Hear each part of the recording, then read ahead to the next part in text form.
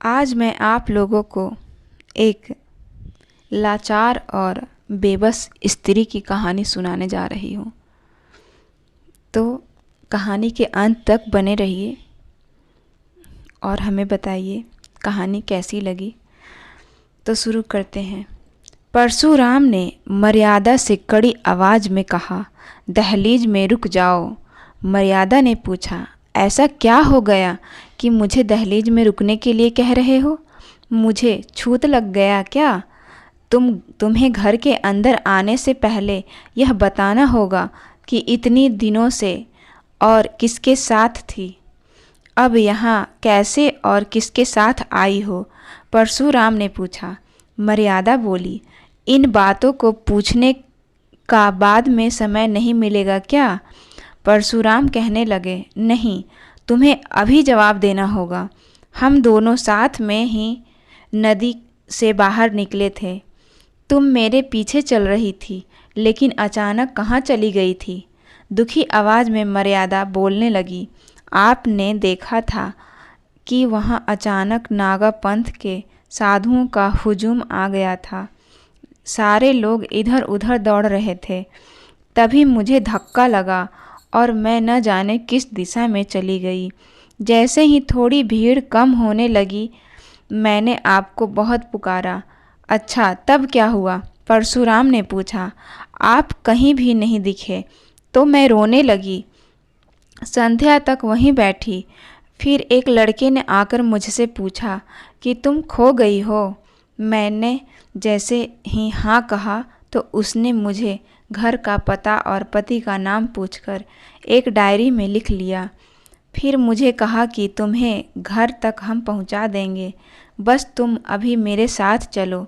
मेरे पास कोई रास्ता भी नहीं था तो मैं उसके साथ चल दी।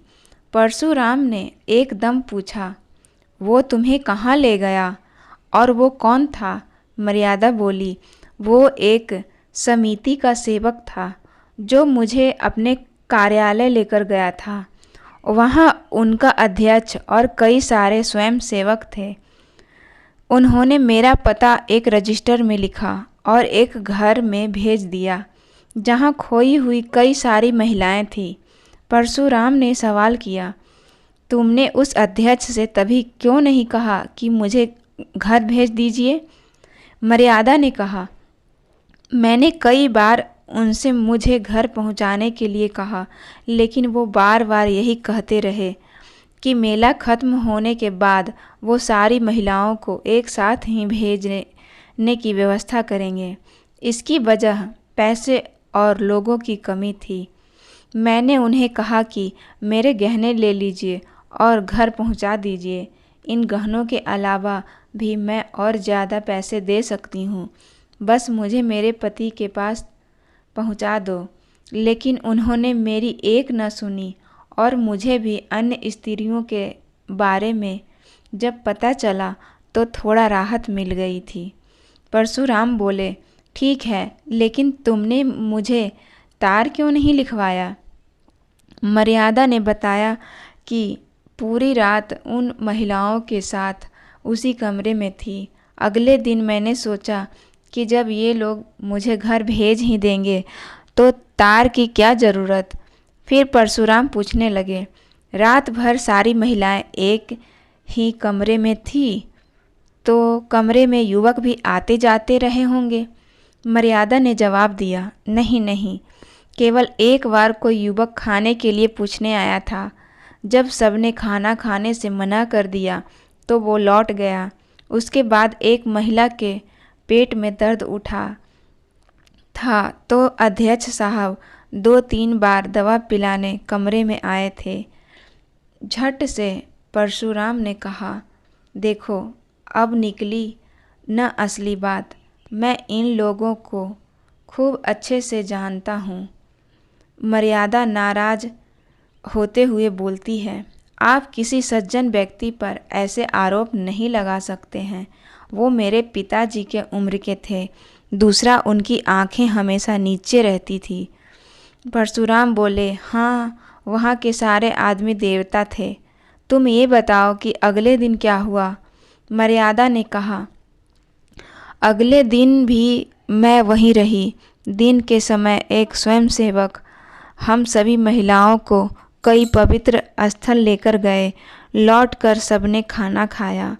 परशुराम ने पूछा, तुम वहाँ महिलाओं के साथ आनंद लेती रही? मेला तो अगले दिन ही खत्म हो गया था। हो गया होगा ना। खाना खाने के बाद तो गाना बजाना भी हुआ होगा। मर्यादा ने बताया, नहीं, गाना बजाना तो नहीं हुआ, लेकिन सारी महिलाएं अपने दुख के बारे में बात करती रही। शाम को मेला उठा तो उसके बाद 2 सेवक सारी महिलाओं को स्टेशन लेकर गए।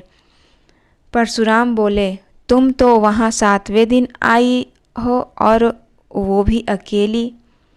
मर्यादा बोली, हाँ, स्टेशन में कुछ दुर्घटना हो गई थी जिस वजह से देरी हो गई। परशुराम ने कहा, क्या हुआ था?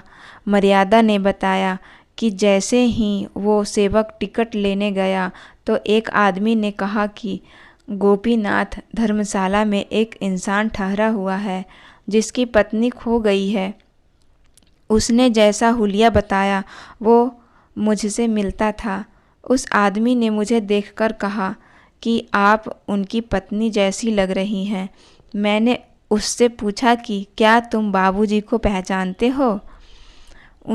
उसने जवाब दिया, मैं उनको नहीं जानता, तो आपको क्यों खोजता?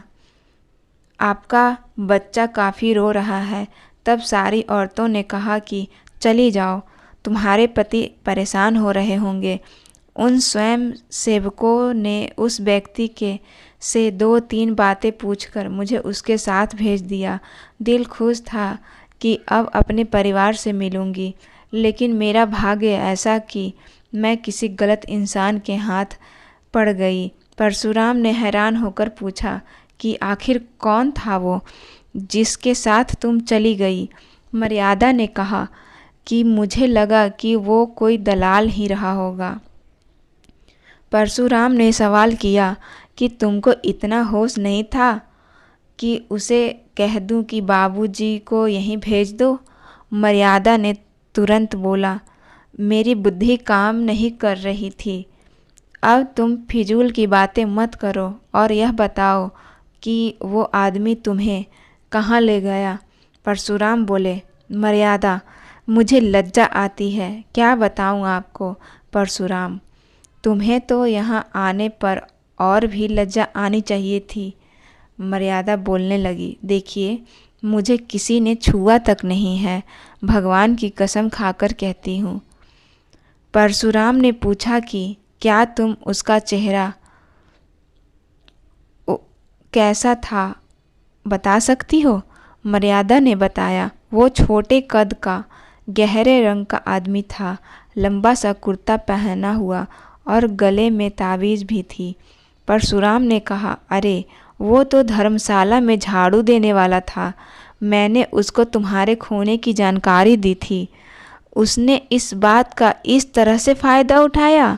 मर्यादा बोली कि वो तो ब्राह्मण जैसा लग रहा था। परशुराम कहने लगे, नहीं नहीं, वो तो मेहतर यानी झाड़ू देने वाला ही था। वो तुमको अपने घर लेकर गया था। मर्यादा ने बताया कि उसने पहले मुझे एक तांगे पर बैठने को कहा और फिर एक तंग गली से किसी मकान में ले गया। उसने फिर कहा कि तुम्हारे बाबूजी यहाँ आएंगे। फिर मुझे लगा कि उसने मुझे झांसा दिया है। कुछ देर बाद एक बुढ़िया आई और मुझे लालच देने लगी। पूरी रात मैं रोती रही। अगले दिन बुढ़िया ने कहा कि तुम रो कर भी मर जाओगी तो भी तुम्हारी मदद के लिए कोई नहीं आएगा।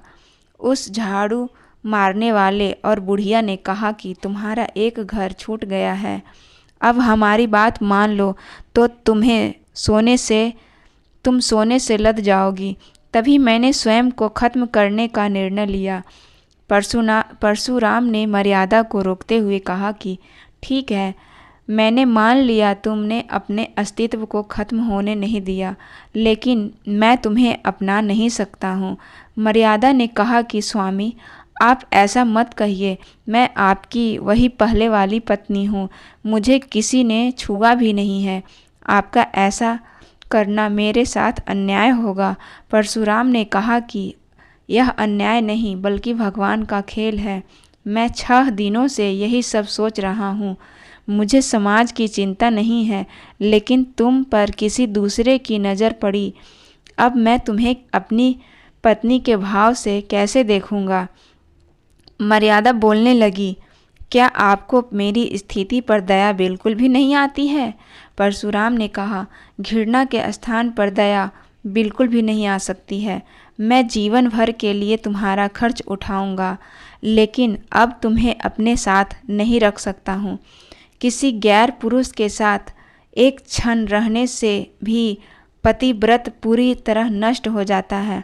मर्यादा ने पूछा, तुम्हारी यही इच्छा है कि मैं यहाँ से हमेशा के लिए चली जाऊँ? परशुराम ने कहा कि हाँ, मेरी अंतिम इच्छा यही है।